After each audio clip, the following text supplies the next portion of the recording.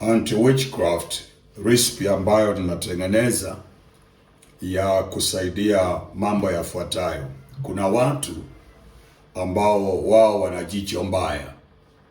Kama kuna mtu ana jicho mbaya, basi dawa yake iko. Jicho mbaya, anaweza angalia wewe na jicho mbaya, angalia watoto wako na jicho mbaya. Hadi wale watu wa jicho mbaya ndio wale watu ambao wanakuja na kitu ambacho tunaita wivu na kijicho. Kijicho ndio jicho mbaya. Mtu anakuangalia na mawazo yake na mipango mibaya. Unajua Methali 19:21, mna hila nyingi moyoni mwa mtu, lakini hata hivyo kusudi la Bwana ndilo litakalosimama. So wale wana vijicho, wale wana jicho mbaya, wale wana wivu, mipango ya evil spells, roho ambazo zinatamkwa mbaya juu ya watu ili zitekeleze mambo fulani. Kuna watu ambao wamewekewa hizi roho. Mtu ni mlevi kutoka Januari mpaka Disemba na anatengeneza hela, lakini hakuna kitu ya maana atatengeneza katika maisha. Unakuta kwamba yeye ni mlevi siku zote za maisha, au yeye nafuatana wanawake tu, yaani hela yake inaishia kwa wanawake mpaka anaishia kukatwa, maana anaenda kufuata wanawake wa watu, wanawake ambao mpaka anaingia kwa mitego mibaya, anaingia kwa wanawake ambao wameshaugua, wameshaumia. Ni mtego wa adui. So dawa iko hapa, suluhisho liko nayo. Kuna watu ambao ninaita soil witch collectors. Soil witch collectors ni wale watu ambao wanachota mchanga mahali ambapo umekanyaga, alafu wanaroga ile mchanga, wanairoga kuhakikisha kwamba usifanikiwe maishani, au wanao wasifanikiwe, au kazi unayoifanya isiendelee. Kuna wengine wanatuma hata magonjwa, laana zinatamkwa. Kuna vitu vinaitwa mikosi zinanenwa ili wewe usije ukafaulu.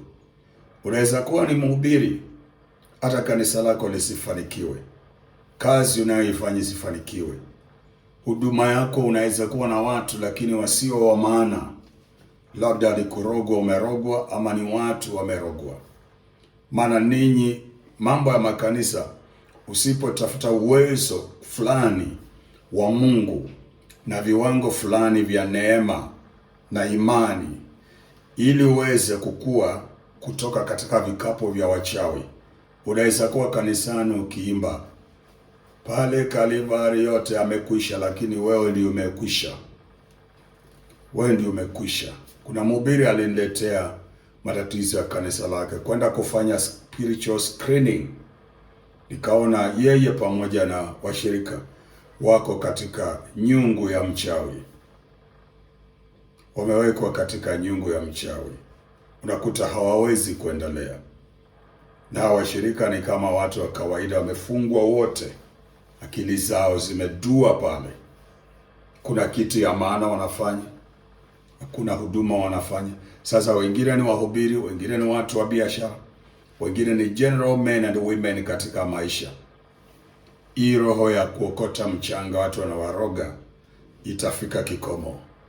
Haitawezekana tena. Kuna wale wanatumia mikono, hand to hand witchcraft. Unapatia mtu kitu, anaenda na kiroga. Unampa hela, anaenda na kiroga. Anaenda weka kwa, anasema huyu mtu asiendelee. Katika hand to hand, hii imehusika sana na masuala ya loan. Watu wengi ambao wako na mikopo na imekuwa ngumu kulipa, naomba msikilize semina zangu ambazo zinakuja. Nazungumzia kuhusu mysteries, siri za maisha kuhusiana na mambo ya pesa. Kuna siku ambazo hautakani kukopa pesa. Kutoka Januari ile siku ya Monday mpaka Sunday. Kuna siku ambazo si mzuri kukopa pesa, na kuna siku ni mzuri. Jambo la pili, kuna siku ambazo si mzuri kulipa deni, na kuna siku ambazo ni nzuri. Kuna masaa ambayo si mazuri kutoa pesa kupeana nje, na kuna masaa ambayo ni mazuri, na hizi mbinu zote zinaitwa mysteries of life. Kama hujaelewa, utaona kama tumegeuka watu wengine wa zaidi ambao hawaeleweki. Ndani ya Kristo kuna shida, bora nimeokoka, Yesu ni Bwana, Yesu pekee ametosha, mimi sijali hata nikipeana pesa asubuhi na mapema ama Jumapili ama siku gani, mimi niko sawa. Unaona mtu anajipamba, mtu anarukaruka na kusema vile ndani ya Kristo vile alivyo, na ukiangalia maisha yake ni madeni, ukiangalia huduma yake ni madeni, mpaka makanisa zinadaiwa. Watu wanakopa madeni kutengeneza makanisa. Tunatengeneza, yani siku hizi hata nashindwa kanisa linakuaje na deni. Wahubiri wanaanikwa kwa mitandao, wanadaiwa mabilioni ya pesa. Walichukua madeni, wameshindwa kulipa. Huku tukijigamba Yesu sijui nini, Yesu nini. Tafuteni maarifa. Tafuta maarifa mwanangu. Mungu akikuangalia anashangaa.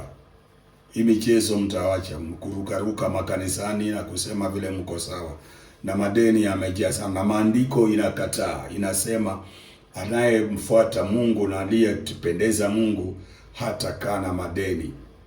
Maandiko inasema Mungu atamtoa ndani, Mungu atamtoa ndani. Maandiko inasema mtakopesha wala hamtakopa.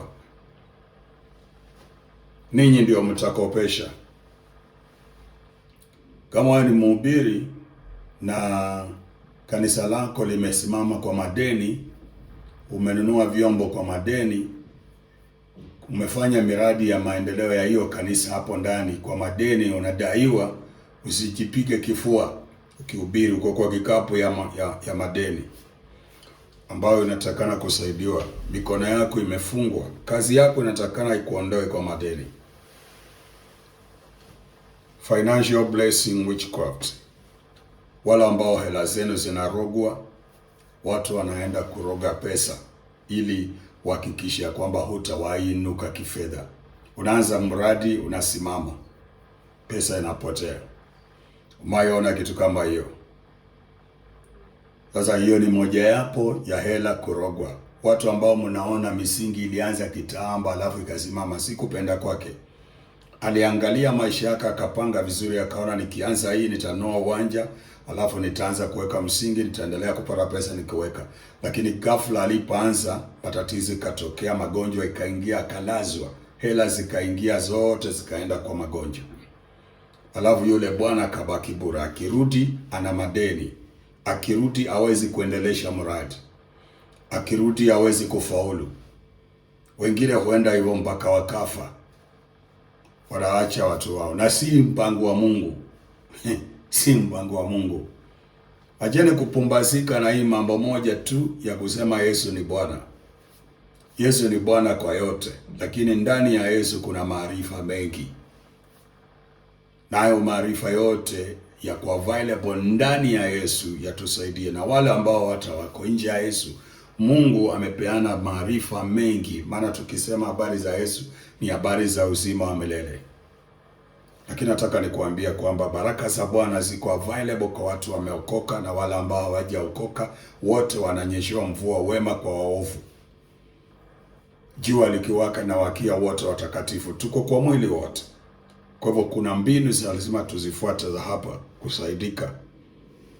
Kuna watu ambao nywele zimekamatwa na makucha yao imekatwa ikatengenezwa na uchawi, watu wakaenda kufanyia vituko.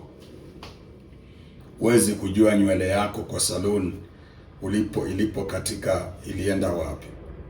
Huwezi kujua uliponyolewa zile nywele zilianguka zilienda wapi. Huwezi jua. Kwa hivyo ni vizuri uelewe ili jambo na kueleza litakusaidia. Ili kujikinga na hawa watu wa kuokota nywele. Kuna watu katika masaluni wanalipwa na wachawi, ama na watu wenye mioyo mbaya, vijicho, watu wenye wivu wanalipwa kwenda kuroga hatima yako, kwenda kuroga kwa ufanisi wako, maana nywele inadhihirisha utukufu wako. So wanaishika ili wewe maishani usifaulu au wanao wasifaulu. Hujui wananyolewa wapi, nywele zinaenda wapi, makucha unapokata. Ngine tunatengenezwa makucha, tunaenda kwa nini wanakata, wanapeleka wapi? Sasa mtu mwovu ambaye amekutarget, akikuangalia anaona umeenda kunyoa pala, anaenda kuhongana na yule jamaa anataka pesa, namwambia nywele nipatie, wananunua, wanauziwa. Si ilikuwa ni ya kutupwa? Wanauziwa, wananunua, wanauziwa, alafu wao wanaenda kufanyia vituko. Sasa mimi nimetengeneza anti witchcraft recipe property product ambayo ni financial spiritual fortification recipe. Unamwaga kwa maji, alafu mtu aliye na jicho mbaya akikuangalia na jicho mbaya, hiyo mipango yake haifaulu. Utamwaga kwa maji, alafu unaoga. Kuna maombi nitaandika nayo kwa wale ambao wananunua. Kuna maombi lazima uyaombe. Utaomba maombi ya moyo wako, utaomba maombi ambayo nitakuandikia, alafu yafuata utatamka, urudie hiyo. Ukimaliza ndio sasa utaomba yale unavyotamani mwenyewe kulingana na vile Roho wa Mungu ndani yako atakuongoza, lakini lazima utafuata vile nitakuwa nimeelezea. Unamwaga tu kwa maji na utatumia, inaitwa fortification. Hawa watu wa vijiji hawatakuona, evil spells hazitafanya kazi kwako. Wale walichukua picha yako, mavazi yako, nywele zako, makucha, wakaenda kufanya, havitafanya kazi. Pesa yako wakati wanaenda kuroga itakurudia. Utaanza kupata pesa nyingi kutoka siku hiyo, na wao itafanya transfer kupitia kwa recipe ukishaoga na kujitayarisha. Wao watapata transfer. Kitu chochote ambao ni kizuri kilikuwa kwake kitaondolewa kirudi kwako, wao ambao ulikuwa unafanyiwa hiyo. Sasa wanangu, hand to hand witchcraft, jealous and envy, evil spells, roho mbaya, evil eyes, alafu na financial blessing witchcraft, na uchawa kokota nywele za watu na makucha ya watu na kwenda kuroga na mapicha za watu. Basi nimetengeneza hii recipe. Itahusika mambo mawili. Utahitaji ujaze maji, uchanganya ndani ya maji, drop ndani ya maji, uoge kuelekea kwa zile siku nitakueleza. Alafu upande huu mwingine utahitaji huduma ya kufanyiwa. Utatumia picha yako, nitatumia majina yako na tarehe yako ya kuzaliwa, mwezi na mwaka. Usijali mambo ya tarehe, utatuma tu kama unataka ile iko kwa kitambulisho ama passport. Sasa mtu wa Mungu, tupambane tuone ni nani atakayeshinda. Ni Mungu aliyetupa maarifa haya atashinda, ama ni waovu watakaoshinda kinyume na wewe? Hii mambo yote mnapitia, mambo ya madeni, mikopo, kukaa katika mikopo, umerogwa. Kaa kwa madeni mpaka unatoa faulu, unalipa tala, unatoa tala, unalipa sijui branch, unatoa branch, unalipa fuliza, unatoa fuliza, unalipa sijui wapi. Hiyo yote ni laana, ni kuzungushwa. Usipofanya, piga moyo konde na kuamua, wacha nitafutane na tayo na nione la kufanya. Mtu wa Mungu, utaweza fika mahali ukachoka na ukaondoka dunia kabla wakati kwa sababu ya stress. Na hiyo ndiyo matamanio ya madeni. Roho za madeni ziko hivyo. Nitafute, namba itakuwa hapo kwa screen. Tuone vile tunaweza fanya kama unataka hii huduma. Sawa sawa. Mungu awabariki. Naomba Mungu awasaidie mnielewe. Wahubiri ambao mmekaa muda mrefu mahali, naomba Mungu awasaidie mnielewe. Na ukiona mambo haya haikufai ndani ya Kristo, wewe peke yako, vitu kama inafundisha si zako. Hii si mambo ya Wakristo peke yake, hii ni mambo ya wanadamu. So mwanadamu yeyote ambaye anasikia angehitaji huduma kama hizi, basi naomba mfunguke na mje tafute nafasi tuweze kusaidiana. Si Mungu wa uzima awabariki, awape kibali na neema. Asante.